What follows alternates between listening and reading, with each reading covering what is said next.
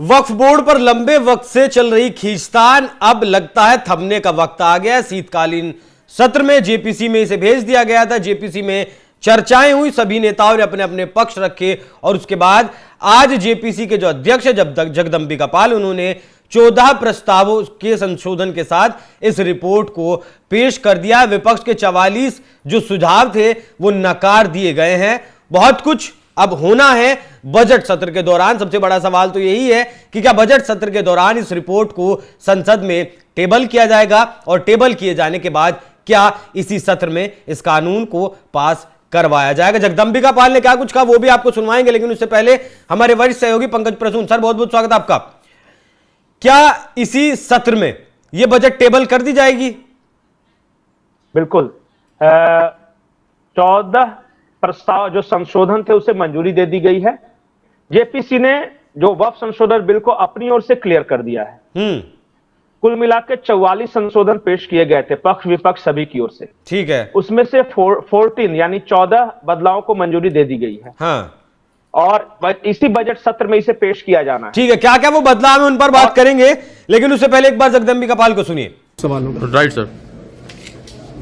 Joint parliamentary committee को जो वक्त के बिल पे मिला था, सरकार के द्वारा 44 संशोधन को लेकर के 1995 का जो प्रिंसिपल एक्ट वक्फ का था उसमें 44 संशोधन लेकर के आई थी। लेकिन सरकार ने स्पीकर साहब से आग्रह किया था कि हम ये संशोधन वक्फ की बेहतरी के लिए ला रहे हैं, आम लोगों के फायदे के लिए ला रहे हैं, लेकिन हम इसके बावजूद चाहते हैं कि ये वक्फ हमारे ज्वाइंट पार्लियामेंट्री कमेटी बना करके रेफर कर दें।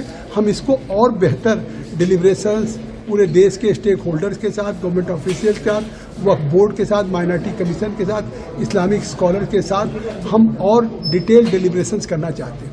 तो उस 44 संशोधन को जेपीसी को सुपुर्द कर दिया गया था।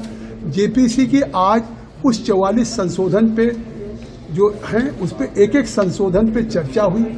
इसके पहले हमने 6 महीने के सारे डिटेल डिस्कशंस के बाद सभी सदस्यों से हमने संशोधन मांगे थे। यह हमारी अंतिम बैठक थी कि उस 44 संशोधन पे आप इस पे सहमत हैं या इस पे असहमत हैं। तो सभी सदस्यों के द्वारा, चाहे किसी पक्ष के हों, उन लोगों ने अपने संशोधन दिए थे। और आज उसमें जो हमारे कुछ सांसदों के द्वारा दिए गए थे उसमें 14 क्लाजेज पे या 14 संशोधनों में संशोधन स्वीकार हुआ है। वो भी संशोधन मूव करने पे वोटिंग के बाद बहुमत के आधार पर। विपक्ष ने भी संशोधन दिया था और विपक्ष ने सभी 44 संशोधन दिया था। हमने एक एक संशोधन मूव कराया और उस संशोधनों को हमने पुट टू वोट किया, लेकिन वोटिंग में उनके पक्ष में 10 वोट था और उसके निगेटिव में 16 वोट थे। इसलिए जो विपक्ष के द्वारा या उन लोगों के द्वारा जो 44 संशोधन के विरोध में थे, मैं विपक्ष क्यों कहूं, जो 44 संशोधन के विरोध में उन्होंने कुछ दिए थे वो मतलब टर्न डाउन हो गया। पंकज जी, पहले क्या कुछ था वक्फ में और इन ये जो 14 संशोधन हुए हैं उसके बाद क्या कुछ बदलाव आया है? नहीं, मोटे मोटे जो बदलाव हैं वो मैं बता देता हूं जी। उसके बाद तो जब पेश किया जाएगा और डिटेल में बताएंगे ही, जो भी पेश करेंगे लोकसभा या राज्यसभा में। पहला जो बड़ा बदलाव था, पहले क्या था, सेक्शन 20 में रीजन टू बिलीव के तहत अगर वक्फ बोर्ड की प्रॉपर्टी पर कोई दावा करता है, हाँ, तो उस जमीन पर दावा करने वाला सिर्फ ट्रिब्यूनल में ही अपील कर सकता है। हाँ। अब जो है वो नहीं है, कहा कि अब जो जमीन पे जो दावा करेगा वो ट्रिब्यूनल के अलावा रिवेन्यू कोर्ट, सिविल कोर्ट या हाई कोर्ट, जैसे बाकी केसेस में हम अपील करते हैं ना, उस तरह पहले वो रिवेन्यू कोर्ट या ट्रिब्यूनल को ये लोअर कोर्ट में, इन सब में आप अपील नहीं कर सकते थे वक्फ बोर्ड के दावों के खिलाफ जाकर। अब है कि आप किसी भी कोर्ट में जाके अपील कर। अच्छा, ट्रिब्यूनल के अलावा इन दोनों कोर्ट में आप जा सकते हैं, लेकिन क्या ऐसा है कि पहले ट्रिब्यूनल में ही आपको जाना पड़ेगा, वहां आपकी सुनवाई नहीं हो रही है, तब आप जाकर किसी और कोर्ट में जा सकते हैं, या जहां आपका मन करे? ऐसा नहीं। हाँ, जैसे आप किस कोर्ट में उसे चैलेंज करना चाहते हैं। ठीक है। दूसरा जो बड़ा बदलाव ये है कि वक्फ ट्रिब्यूनल का पहले फैसला आखिरी माना जाता था। हाँ। उसे चुनौती नहीं दी जा सकती थी। अब है कि वक्फ ट्रिब्यूनल फैसले के खिलाफ आप हाई कोर्ट जा सकते हैं। उसे लोअर कोर्ट के समकक्ष रखा गया है। जैसे लोअर कोर्ट के फैसले के खिलाफ हाई कोर्ट जाते हैं ना, उसी तरह अब ट्रिब्यूनल के फैसले के खिलाफ भी आप हाई कोर्ट में अपील कर सकते हैं। ठीक है। ये दूसरा बड़ा बदलाव। तीसरा यह है कि पहले क्या था, किसी की जमीन मस्जिद हो और उस पर नमाज पढ़ी जा रही है तो अपने आप उसे वक्फ की संपत्ति मान ली जाती थी। अब ऐसा नहीं है कि जब तक किसी ने दान नहीं किया हो और भले ही किसी उस पर मस्जिद आप बना दो तो वो वक्फ की प्रॉपर्टी नहीं हो जाएगी, वो उसी मालिक की प्रॉपर्टी रहेगी जिसकी वो जमीन है। तो मान लिया तो देश में बड़ा बवाल हो जाएगा पंकज जी। नहीं, मैं साधारण शब्दों में बताता हूं। आपकी एक जमीन है, पुश्तैनी जमीन है, हाँ, आप रह रहे हैं दिल्ली, किसी ने उस पर छोटा सा मस्जिद खड़ा कर दिया और नमाज पढ़ने लगा। जब आप वापस गए तो उसने कहा कि देख भाई नमाज हो रही, मस्जिद बन गया, अब तो ये वक्फ की हो गई, अब तुम कुछ नहीं कर सकते। अब ऐसा नहीं है, अगर आपने अपनी जमीन दान की है या वक्फ को दिया है तभी वो वक्फ की प्रॉपर्टी होगी। वो तो ठीक है, लेकिन ज्यादातर तो सरकारी जमीनों पर कब्रिस्तान और मस्जिदें बनाई हुई हैं, बहुत सारी जगह ऐसी हैं। नहीं तो वो तो फिर सरकार का काम है, वहां का रेवेन्यू डिपार्टमेंट देखेगा कि सरकारी जमीनें हैं तो वो सरकार के पास जाएंगी। जो सिर्फ दान की हुई जमीन है ना, जो वक्फ के नाम किसी ने दे दी है, सिर्फ वही वक्फ की प्रॉपर्टी रहेगी। कहीं पे कब्जा करके ये मोटा मोटी से बदलाव है, और भी कुछ बदला है। एक बड़ा बदलाव और है जो कि समझना चाहिए। पहले वक्फ बोर्ड में महिला और अन्य धर्म के लोग सदस्य नहीं होते थे, हाँ, और अब है कि कम से कम 2 महिलाएं और अन्य धर्म के किसी 2 सदस्य की एंट्री, चाहे वो ईसाई भी हो सकता है, वो बौद्ध भी हो सकता है, वो पारसी भी हो सकता है, वो हिंदू भी हो सकता है, वो किसी, तो 2 महिलाएं और 2 दूसरे धर्म के जरूर रहेंगे।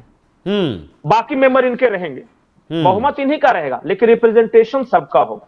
ठीक है, जैसे हमारे यहाँ मंदिर ट्रस्टों में होता है ना कि हर धर्म का सदस्य हो सकता है, तो वहां वक्फ बोर्ड में भी अब महिलाओं की एंट्री खास करके बहुत महत्वपूर्ण थी। क्योंकि बहुत सारे अत्याचार महिलाओं के खिलाफ हो रहे थे, उन्हें अकेले पाकर उनकी जमीनों पर कब्जा, मकानों पर कब्जा वक्फ द्वारा की जा रही थी। तो ये जो चौथा बदलाव है ये भी बहुत महत्वपूर्ण है। अब जब टेबल कर दी जाएगी बजट सत्र में रिपोर्ट, फिर कानून पर वोटिंग होगी, प्रस्ताव पास होगा, इसको कानून को पास किया जाएगा इसी सत्र में, या फिर कुछ और अड़चने हैं अभी? देखिए प्रोसेस क्या है कि अब ये जेपीसी की रिपोर्ट आ गई, अब इस जेपीसी की रिपोर्ट को पार्लियामेंट के पटल पर रखा जाएगा। ठीक है, अब विपक्ष जो है इस पे बहस की मांग कर सकता है। हाँ, ये दोबारा वापस जेपीसी में नहीं जाएगी। अब नहीं, विपक्ष बहस की मांग करेगा, मतलब विपक्ष के तो लोग जेपीसी में भी थे ही ना। नहीं वो तो रहेंगे, ठीक है, इसमें हो सकता है कि वो और डिस्कशन की मांग करें, लेकिन वो बहस के बाद ये वोटिंग में जा सकते हैं। जैसे लोकसभा में इस पे वो हो सकता है, अगर सर्वसम्मति रही तब तो ध्वनि मत से पारित होगा, लेकिन इस पे विवाद रहा, जिसकी संभावना ज्यादा है कि विपक्ष के कुछ दल इसका विरोध करेंगे। तो कहा कि ठीक है मतदान करा लो, और मतदान में जिसे ज्यादा बहुमत मिलेगा, जिस तब मान लिया कि लोग, वही मैं आना चाह रहा था कि मतदान में कानून बनने की, ये पास होने की गुंजाइश है नहीं है, बहुमत मिल जाएगा नहीं मिल जाएगा? नहीं, मैं जहां तक मेरी समझ है कि जैसे ही सरकार ने तैयारी कर ली है कि इसी बजट सत्र में पेश किया जाएगा, तो मुझे लगता है कि मोदी हो या अमित शाह हो या जो भी सरकार के रणनीतिकार हो, इतने बेवकूफ नहीं है कि वो हारने के लिए इसे पेश करें। उन्होंने इंतजाम कर लिया होगा। और ऐसा भी हो सकता है कि इसे पेश ना करें इस सत्र में? करेंगे, पेश करेंगे, बजट सत्र में ही पेश करेंगे। ठीक और इसलिए पूरी रिपोर्ट अगर नहीं करना होता ना तो इसको एक्सटेंशन दे देते जेपीसी को। मतलब 44 जो बदलाव थे उनमें से 14 बदलावों को मंजूरी मिल गई है। एक चीज और गौर से देखिए, ये 44 बदलाव जो थे ना, जो 44, ये सभी विपक्षी सांसदों की तरफ से आए थे। अच्छा। और हाँ, वो सभी वही और बहुत सारे सदस्य जैसे हुर्रियत के नेताओं की तरफ भी आए थे, हुर्रियत के नेता मिले, या फिर जो बाहर अलग अलग समाज के जो लोग मिल रहे थे उनके तरफ से भी ये संशोधन आया था। उन 44 बदलाव में से वोटिंग हुई, जैसे कि एक एक बदलाव पर डिस्कशन किया गया सभी का, और फिर कहा कि ठीक है इस पे वोट कर लो, और जो पास हुआ उसे पास माना गया, और जो गिर गया उसे नहीं माना गया। ठीक है, तो मतलब अब वक्फ के जो दिन है वो चुनिंदा दिन बचे हैं, उल्टी गिनती शुरू हो चुकी है, ऐसा मान ले हम? नहीं वक्फ के नहीं है, वक्फ रहेगा, वक्फ रहेगा, वक्फ की मनमानी नहीं रहेगी। नहीं, मनमानी अब कैसे, जैसे कि उसमें कुछ संशोधन हुए, मैं उस तरह के शब्द का इस्तेमाल नहीं करता क्योंकि ये भले के लिए है। वक्फ की अभी बहुत सारी ऐसी प्रॉपर्टियां हैं ना जो कि विवादित है। अब इससे क्या होगा कि विवादित प्रॉपर्टी नहीं रहेगी, सारा ऑनलाइन होगा, सारा ऑन रिकॉर्ड होगा। अब वक्फ वाले भी दावा कर सकते हैं कि हमारा हर प्रॉपर्टी का मेरे पास हिसाब है, अभी तो उन्हीं के पास हिसाब नहीं है। ठीक है, बहुत बहुत धन्यवाद, बहुत बहुत धन्यवाद जी। कुछ कह रहे थे? नहीं, मैं ये कह रहा था कि बहुत सारे सदस्य ये सोच रहे होंगे कि अभी रिपोर्ट आई है, पेश होने के बाद क्या वाकई जिस तरह से समाज में ये अफवाह फैलाया जा रहा है, मंदिरें, मस्जिदें, कब्रिस्तान, ये सब क्या वाकई सरकार छीन लेगी? नहीं।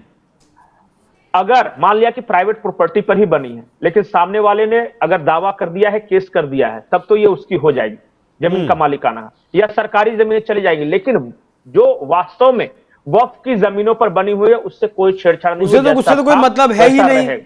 बिल्कुल। उत्तर प्रदेश में भी जो है सर्वे शुरू हो चुका है वक्फ में कितनी सरकार। एक आखिरी बात जी, एक आखिरी बात, अब एक नया प्रस्ताव इसमें यह भी है कि सालाना ऑडिट होगा, हिसाब सभी प्रॉपर्टीज का, हाँ, कि कितना उससे आमदनी होती है और उसका कहां खर्च हुआ और कितना टैक्स भरा वगैरह। टैक्स के बारे में नहीं बोल सकता, हो सकता है टैक्स में छूट मिल जाए, लेकिन हिसाब किताब देना पड़ेगा, ऑडिट होगा। हाँ, नहीं, जब एक कमेटी बन जाएगी जिसमें सभी तरीके के लोग होंगे, फिर तो ऑडिट होने में कोई समस्या नहीं है। लेकिन ओवैसी जैसे नेता दिल्ली में चुनाव प्रचार कर रहे हैं, दंगे के 2 आरोपियों को टिकट दिया है और वहां वक्फ के नाम पर लोगों को भड़का रहे हैं। जिस तरीके से शाहीन बाग 2019 में इस देश ने देखा था, वो कुछ भी नहीं था। पूरे देश को भड़काने की वक्फ के नाम पर तैयारी है, कब्रिस्तान और मस्जिदें छीन ली जाएंगी, इस तरीके का प्रचार किया जा रहा है, जबकि ऐसा कुछ भी नहीं होगा। जो प्राइवेट प्रॉपर्टीज होंगी या फिर सरकारी जो प्रॉपर्टीज पर अवैध तरीके से कब्जा किया गया होगा, वो भी सरकार से मुक्त कराएगी नहीं कराएगी, वो बात की बात है, जब कानून बन जाएगा, ये पेश हो जाएगा। लेकिन फिर भी हवा में देश की जहर घोलने की जो कोशिश है वो लगातार जारी है। बाकी देखना होगा कि बजट सत्र में इसे रिपोर्ट को टेबल किया जाता है, और टेबल किया जाता है तो फिर क्या इस पर वोटिंग होती है, कानून, ये संशोधन पास होता है। पंकज जी, बहुत बहुत धन्यवाद। दर्शकों, चर्चा कैसी लगी कमेंट कर जरूर बताइएगा। नमस्कार।